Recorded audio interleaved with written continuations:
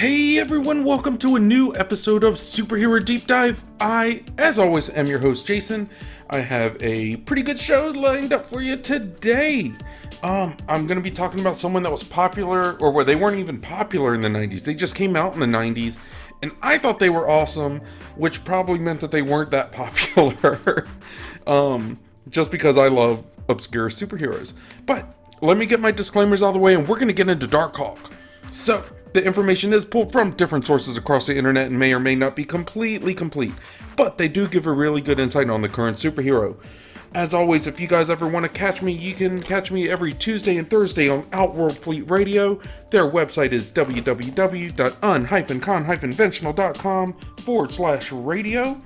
You can reach me by email at b4itall, so b4itall@yahoo.com. You can catch me on Twitter or Instagram under Super Deep Dive, and I try to use the hashtag Superhero Deep Dive. And on on Instagram, I do post superhero memes every day. And on YouTube, you can catch me under Superhero Deep Dive, where I am slowly building the channel still. Last week I had about 700. This week I keep teetering around 800, which is great. I'm a little ahead at the time of the recording. I may fall down, I may get back up, who knows, but the goal is 1,000, right? So let's do it together. Please like, subscribe, share, comment, critique, give requests for future episodes, give fun facts for ones that I may have missed, or things that you may know that I may not have covered. But yeah, and also on Superhero Deep Dive, I post your daily dose of funny, sweet, adorable animal memes or animal videos, and I post superhero memes daily. So check those out. Help me grow. Alright, so Darkhawk. He is amazing, or he was at least. Let's see if he still is. His real name is Christopher Powell, and he was born in Queens, New York. While witnessing his policeman father accept a bribe from a crime boss at an abandoned amusement park, as per most teenage origin stories, teenager Chris Powell discovered a mysterious amulet. It turns out this amulet was made with secondhand materials, only cost 5 cents, but it retailed for $59.90 if you got the ring over the bottle. No, I'm just playing. Alright, anyways, abandoned amusement park like Scooby-Doo, mysterious amulet. This amulet allowed him to switch places with a powerful android that his mind controlled. Man, this reads like a Hanna-Barbera cartoon. Powell vowed to use the amulet as an edge against crime, and in this role, he worked with other superheroes and battled a number of costume villains. Darkhawk soon encountered his first supervillain, the Hobgoblin, and battled him alongside Spider-Man. He next fought Savage Steel and then Portal. He next battled the UFOs alongside Captain America, and he battled the villain Lodestone, who attempted to remove his amulet, but he couldn't get the ring over the bottle. He battled Savage Steel again, and this time alongside the Punisher. Darkhawk battled the Cyborg Midnight, Thunderball, and the Secret Empire alongside Spider-Man, the Punisher, Night Thrasher Nova, and Moon Knight.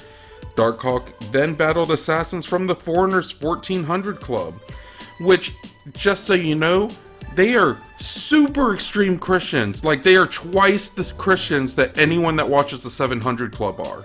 Just so you know. I'm sorry. That joke was there, and if I didn't take it, I'd feel bad about myself later. Alright, he battled Tombstone, who successfully removed his amulet from his chest.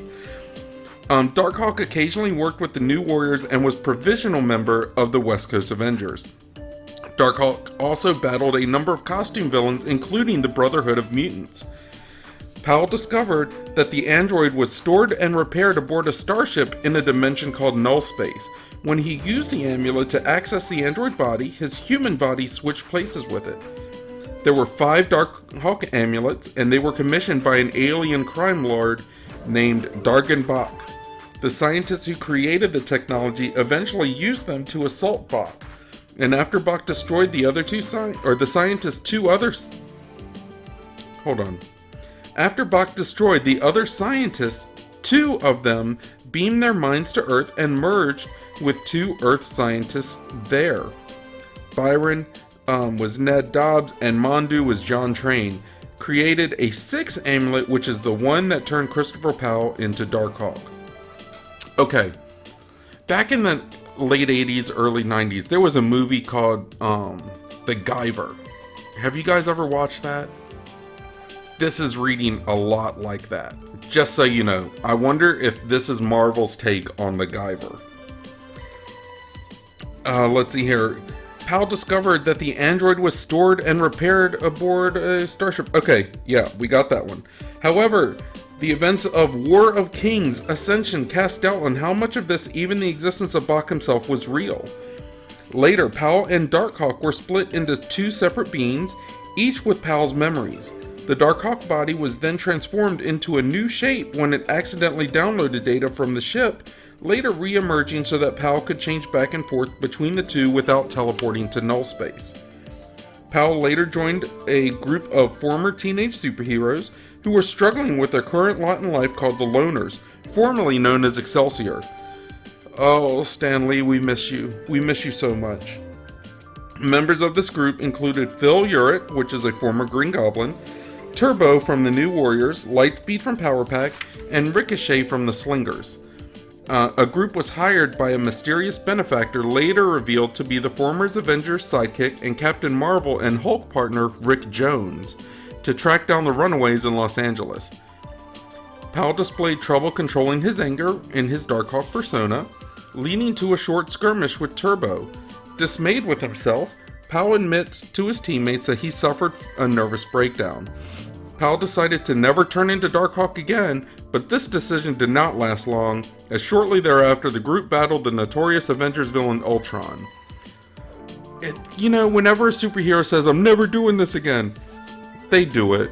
They do it. That's like the one key. Like, that's their one tell that they're gonna do it, like, pretty soon after. "I'm never turning to Darkhawk again," except for now. Don't. Okay. Following the battle and the revelation of Jones' involvement, Excelsior opted to remain together and act as a more traditional superhero team. Now, Excelsior eventually changed their minds about being superheroes and instead became a superhero support group due to the events of the Superhuman Civil War, rendering moot their original purpose to dissuade and or to help young superheroes cope with their powers and superhuman identities. As the role is now being officially fulfilled by the US government, though Excelsior's new group mission was also fulfilled by the US government. However, a new addition to the group, Maddie Franklin, convinces Powell to use his powers in order to help her take down the MGH, which is mutant growth hormone, dealers that move to Los Angeles. Powell inconsistently displays his rage issues during this time, mostly acting as a peacemaker between Maddie and Ricochet after the three team up to battle crime. Darkhawk is later involved in the War of Kings event in a 4-issue miniseries written by Dan Abnett and Andy Lanning called War of Kings Ascension. With the Loner series ending with low sales and unlikely to be followed with a sequel series, the writer was assigned to write a 2-issue War of Kings Darkhawk series. A second Darkhawk armor later appears near the Powell family home, and the unknown occupant of the armor forces Powell to transform into his own armored form shortly before an explosion rocks the immediate area. Powell's family survives the blast, but his mother is critically injured. Oh, you don't mess with someone's mama. Alright, the new Darkhawk introduces himself as Talon, and claims to be part of the Fraternity of Raptors, an order created as the curators of history and the custodians of the future, of which he and Powell are the last two members. He also explains that Powell's anger issues are a direct result of the amulet not being designed to work with humans. Talon offers to assist Powell with the amulet, and after some deliberation, he opts to do so. The two of them then retreat to the negative zone, which is like not a good place. If something immediately has like a bad connotation to it, like the negative zone, you know you're not getting sunshine and rainbows. Like, he should have just said like, no, I'm good. I don't need to go to a place that basically says like, this is my no-no area. But whatever. Alright, the story picks up in War of Kings Ascension. Pal and Talon are fighting a group of Chittonauts, which are bug troops that serve Catastrophus, a lieutenant of Annihilus. There's a lot of us's in there. But Talon's brutal techniques horrify Pal. Later, Pal reveals that he just wanted to be like his friend Nova. Talon explains to him that the Nova Corps is nothing compared to the Fraternity of Raptors, referring to themselves as Architects of Fate. You know, this sounds like when you go to college and you're going to a fraternity, like the whole Greek system. Oh yeah, these guys are cool, but they're nothing compared to us. You know, that's how it is. That's how they're sounding. Like, this is really the way the story is unfolding. I'm sorry, I'm a big Darkhawk fan, but it's just coming out very juvenile. Now, eventually, after being tricked by Talon into fighting just as lethally, Pal manages to connect to the data song of the Null Source, which gives him visions of the true past of the Fraternity of Raptors, a history of kidnapping and assassinations, which lead Pal to conclude that the Fraternity are actually the bad guys. You know, I would have picked it up when he told me to go to a place that basically translate as the no-no area. But, you know, what do I know? I'm just a reader, right? I just host a podcast. Alright, at this point, Talon attacks him, purging Pal's consciousness from the armor, which manifests a new persona, Razor. Oh, goodness. Talon and Razor then recover the cosmic control rod from Catastrophus, Talon stopping briefly to implant a suggestion in the gestating Annihilus, and proceed onward. Pal's personality is revealed not to have been wholly destroyed yet, and a vision of his father tells him that much of what he believed about the armor was false. The prior history, even Evil Hawk himself, I don't know what that is, was a lie made up by his own mind. The other armor is a second configuration that took control over earlier anger issues. Now horrified, Pal's psyche breaks free of the prison it was locked in, only for Pal to find himself on a great tree adorned with thousands of amulets like his own, where he encounters gargoyle-like creatures that urge him to return to the one which he just emerged from. So basically they tell him, like, go home. Like, get out of this tree, just go home. Meanwhile, in the negative zone, Talon and Razor offer Blastar the cosmic control rod in exchange for his assistance influencing the outcome of the War of Kings. Pal encounters a Skrull on the tree mentioned earlier who has a relationship with Talon much as Razor has with him. However, the Skrull also confides that humanity, as a newer race, cannot be wholly accounted for or controlled by the Raptors, and that Pal's own outbursts of rage have been growing pains in his own control. With this understanding, Pal is able to reassert control over the Darkhawk armor, but not before Razor shoots several Shi'ar troops and kills Lalandra. Pal later confronts Talon, and while he is able to force the other Raptor to release the Skrull temporarily, he is quick to begin asserting control again. The Skrull commits suicide to prevent Talon from manifesting, but not before he charges Pal with destroying the rest of the Raptor amulets before they can bring the Fraternity of Raptors back. In Realm of Kings, the Shi'ar Imperium declares Darkhawk the galaxy's most wanted. That's BS, but whatever. Alright, making Pal an intergalactic fugitive.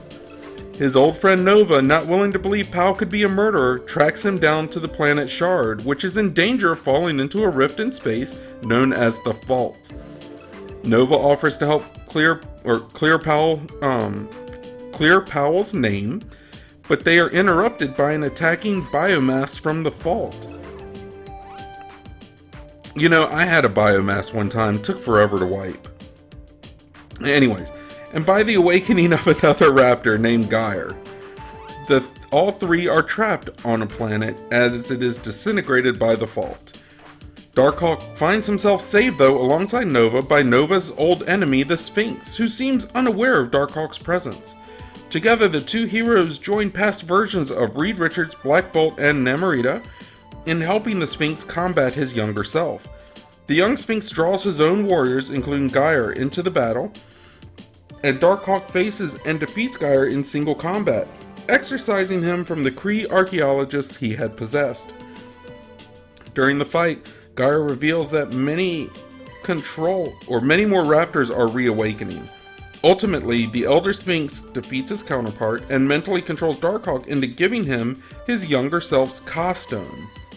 Nevertheless, the heroes are able to defeat the double-powered Sphinx and return to their proper places in time, except Namorita, who is pulled into Darkhawk and Nova's time. Alright, Darkhawk then returns to Earth and Project Pegasus to help Nova fight the evil Quasar from the Cancerverse on the other side of the fault. The evil Quasar damages Darkhawk so badly that his suit shuts down, leaving him alive but unable to accompany Nova as he goes to warn the universe about the threat posed by the fault. Nova leaves Darkhawk in the care of Project Pegasus's medical team. Is that Project Pegasus's or Project Pegasi? I don't know. I guess because it's plural possessive, it's Pegasus. Anyways. Chris would later turn up again at a meeting of great and powerful cosmic players set up by Star Fox, brother to the Mad Titan Thanos. While going over the deceased cosmic brigand's last will and testament, this great congruence was attacked by the Kull Obsidian, the Black Order. Contracted by the death goddess Hela to retrieve what was left of her former consort from their court, all while leaving the Galaxian Enclave to be sucked into an artificial black hole in order to cover their tracks. Pal would later find himself stranded in the middle of deep space while being brought into the clutches of the Universal Church of Truth. They had him in a mental simulation where he believed himself to have been separated from Razor, run through and across time and space, seeing past, present, and future iterations of himself, while in the black hole, only to finally find release in the care of a ship piloted by the Kree, Shi'ar, and Skrulls, three races whom are known to be the bitterest of enemies in the universe. His final hallucination stems from finding himself a child again while adorning his raptor body, something he confirms to his shock and horror when he takes off his helmet, only to see his childlike visage staring back at him at the mirror, or in a mirror. Bum bum bum. Wow. This dude has just been like smacked back and forth across the universe. What do you guys think of Darkhawk? Let me know. Let me know in the comments. If you're watching on YouTube under Superhero Deep Dive, let me know in the comments. Like, subscribe, share, all that good stuff. You know, leave questions, critiques, fun facts that you may have. Request for future episodes. I've got lists and lists of episodes to do. But I can always move things around if your request is awesome, and I'm sure it would be. Anyway, you can always email me as well at b4itall, so b4itall@yahoo.com, or send me a message on Twitter or Instagram under Super Deep Dive. But let's get into his powers. So Darkhawk's body is a raptor, a techno-organic construct that possesses enhanced physical abilities including strength, agility, and reflexes, powered by the extraterrestrial amulet embedded in the chest, which is a seed from the Tree of Shadows in null space. He's got retractable glider wings under his arms. They initially only allow him to glide on air currents, but Chris later discovers the ability to outright fly at variable speeds that let him soar from New York to California in a matter of hours. Later still, he has the ability to breach planetary orbit and traverse between planets within seconds. Even major injuries to his Darkhawk body can be repaired by switching back to his human form. His Darkhawk body teleports back to its holding place on the Darkhawk ship within null space, where it can be repaired almost instantly. This process does not work for his human body, however, and in actuality the Darkhawk ship does not really exist. Instead, the body currently not inhabited rests at the Tree of Shadows in null space, and because of Chris's incompatible human physiology, he's able to transform back and forth at will and assume control over the raptor body when the raptor's own consciousness, known as Razor, should have taken control through the information overload originally affecting Chris's mind in such ways as creating a fantasy regarding the body's origins and true nature. After becoming Darkhawk again during the events of Infinity Countdown, Chris and Razor become one. Chris discovers that now, whenever he changes into Darkhawk and vice versa, the amulet actually completely deconstructs and rebuilds his body from stored data. As the Darkhawk body is no longer separate from Chris and does not teleport to null space when not in use, it is actually questionable whether or not it can be repaired as quickly as it once was. Darkhawk can actually project energy from the amulet in his chest as a focal point, either as a concussive force blast or as a circular energy shield. Chris referred to his force blast as Dark Force Blast until he encountered the actual Dark Force dimension in New Warriors, but still occasionally uses this term, and that's probably out of habit. Darkhawk also has telescopic and infrared vision and a grappling hook cable claw weapon that on his right arm, which later reforms and manifests on both arms. For a time, Darkhawk was upgraded to a new body design, which gave him greatly enhanced powers. His amulet could project force bubbles in various shapes, and he could combine his force fields and force blasts into a giant hawk-shaped construct around his body. He could fire variable beams of energy from his eyes, be healed by generating an energy pod around his body, and had a single extendable claw on each wrist. He could also mentally communicate with the Darkhawk ship, which would be the tree, and could teleport weapons from the ship, which would be the tree, when he was on Earth. At one point, he was outfitted with additional body armor on top of his android body. At some point after the cancellation of his own series, Darkhawk reverted to his original form under unrevealed circumstances, which is just called a reboot, although he can still summon his second armored form. So basically he's like a Power Ranger, and then he gets the Battleizer armor. if you want to put it into Power Ranger terms. These abilities, as well as the Darkhawk's new body, are later revealed to actually be a component of the Raptor's reconfiguration abilities. His appearance in War of Kings is somewhat more reminiscent of his second costume, and he demonstrates the ability to freely reconfigure the armor into a multitude of forms with abilities that can cope with the current situations.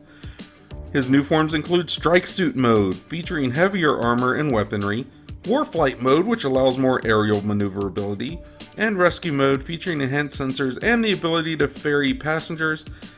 And since fully merging with Razor, Chris's Darkhawk form is far stronger and more versatile, able to more freely shift and reconfigure, such as demonstrating the ability to assume a giant mecha-like form that is capable of housing passengers.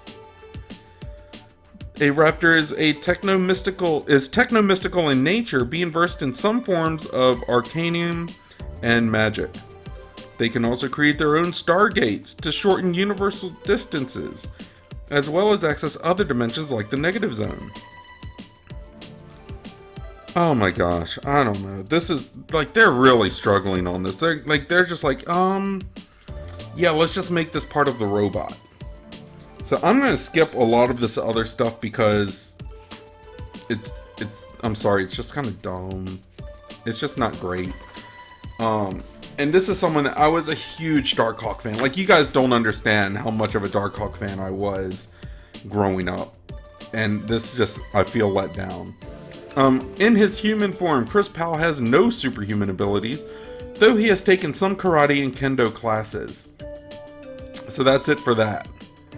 I mean, what do you guys think? Like, you know, it's like they keep adding stuff to it, and the more they add, I feel like the more they add to the character, the less of the character they actually have, you know? I mean, I'm just not getting into it. I like the original Darkhawk.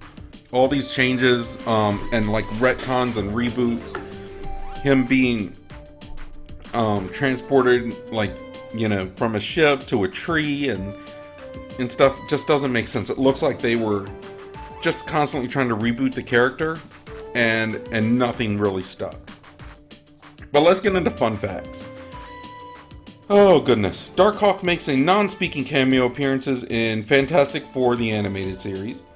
Robotic versions of Darkhawk appear in Guardians of the Galaxy. I don't remember that. I might have to look for that.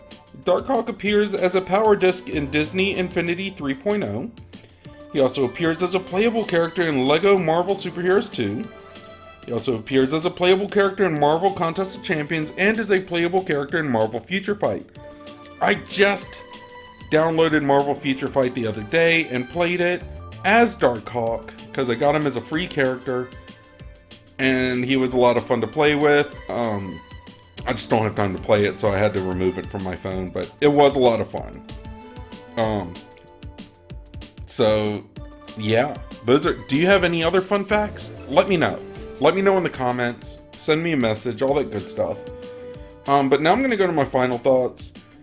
You know, when I first discovered Darkhawk in the 90s, he was absolutely perfect for the time being. He had mystical, which at the time it was mystical armor, a claw hook, he could fly, and the most important things was he made mistakes, which made him super relatable. And I feel like when he debuted, he was actually being groomed for a bigger screen appearance. And when I say that, it's because they had him do stuff, but they had him like really powerful, but as he was fighting battles, he was learning more about his powers. And at that time, the armor was very fitting for the 90s. Like, it wasn't like super bulky, but it was just very fitting. And they kind of kept him at a street level hero, even though he was like way overpowered for something like that. So I just felt like if they were to make a movie for him, the 90s would have been it. Like, it would have been in the 90s, like 96, 97 maybe. But they didn't do that. Would he really work now? I'm honestly, I'm not sure. I'm not so sure about it. His story is cool, and I always thought his costume was awesome. Like, if I was to be a superhero, I would look similar to Darkhawk. You know, but there's definitely something that seems generic about him 20 to 30 years later, you know, like he never got the mainstream success he needed to be a heavy hitter. And you know, I just don't know, like, if there's a lot about him now that could carry over, I just don't know if there is. But if you think there is, I'm anxious for you to let me know. I would love to know what you think. I'm seeing him, and I'm just seeing someone that's very dated, though. Like, I don't think he would fit. I don't think he'd fit in the current MCU. I don't think he would, not without a serious revamp and some consistency. The stuff they've done, they've tried to add to him, but the biggest problem I have with it is the inconsistency in the character. I don't like it. I don't approve of it, even though I still love the character. But let me know what you guys think. Like I said, if you're watching on YouTube, great. Leave a comment, like, subscribe, all that good stuff. Share it with a friend. If you're not watching on YouTube, that's honestly the best way to reach me. I post videos all the time. Every day gets videos. But yeah, reach me on YouTube under Superhero Deep Dive. I'm anxious to hear what you think. You can always send me a message on Twitter or Instagram under Super Deep Dive. You can email me directly, which I do get emails pretty frequently under B4 it all, so B4 it all at yahoo.com. But yeah, let me know what you guys think. Help me grow the channel. Help me in general. I have some announcements coming up soon. I can't wait to share them. I'll probably be sharing them next week once everything gets finalized. But until then, guys, I'm going to head out. I hope everyone is blessed. I hope everyone is happy. I hope everyone is safe, and I hope everyone is smart. But if you're not smart, don't get caught. I will see you guys next week. Bye-bye.